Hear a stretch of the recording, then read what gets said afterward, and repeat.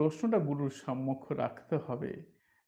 আবার এটা অনুভব করতে হয়। বিনা শুধু মুখস্থ করে নিয়ে গেলাম, এই লাইনটা লিখে নিলাম আর সেটাকে আমি বললাম, তাহলে কিন্তু সেটা হওয়া সম্ভব নয়।